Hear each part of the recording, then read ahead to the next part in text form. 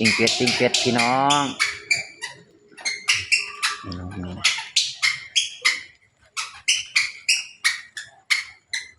ปิ้งเป็ดแซ่บเป็ดเลี้ยงธรรมชาติเรามาเด้อกินน้ำกันเด้อของดีมีน้อย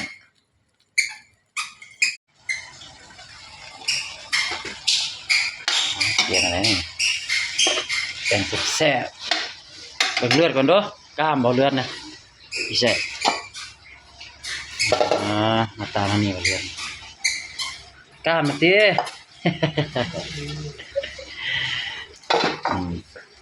ประมาณนี้ได้นี่พอครัวรสแป้งนะจวดเอามาถ้าเบิ่งกันว่ามันสิเป็นบ่อันนี้ทีมงานเจอกันตลอดจะได้พักกันนี่ป่าแหละก็ไผเรียกมันนี่ตัวเล็กตัวป้วนเอ้ยตัวป้วนไม่ใช่แล้วเอาวะพี่น้องปิ้งเป็ดเลือดแป้งมันนี่นะเป็ดคอนเทนต์ในเบิ่งคักๆก่อนอันนี้สุกเลยนี่เราข้าวป่ะเนาะอ๋อก็มีเราข้าวครับได้เนี่ยมีเราข้าวกินข้าวแซ่บ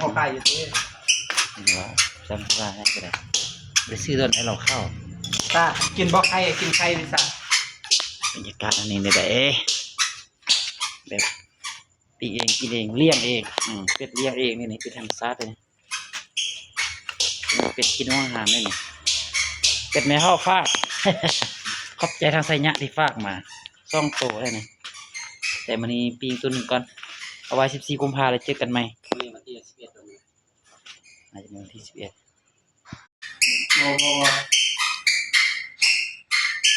นี่แปลงแล้วแปลงคนเห็ดนี่พวกนี้นะ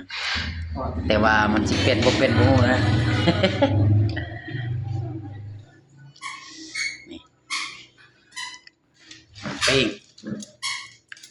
เรียบร้อยมากินข้าวนำกันพี่น้องต้นได้กินแบบนี้นะมาเด้อนี่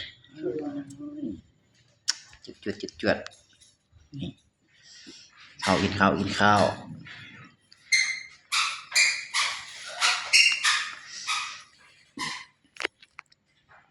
เลยไหม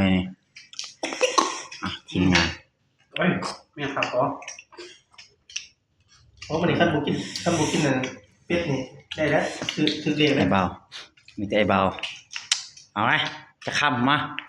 เดี๋ยวดิตัวเองเฮ็ดเองเฮ็ดเองแซ่บเองไงแซ่บเองเลยบวกเป็นตะลืมคือเล็กเนาะมาคุณนะอันนี้เดี๋ยวบินไม่สาวน้อยตกเตียงเราข่าวตาพนหัวยกไม่เล่านะยกไหมเขาใครทำเลยก่อนที่ตกหน่อยล่ะมาได้พี่น้องกินข้าวกัน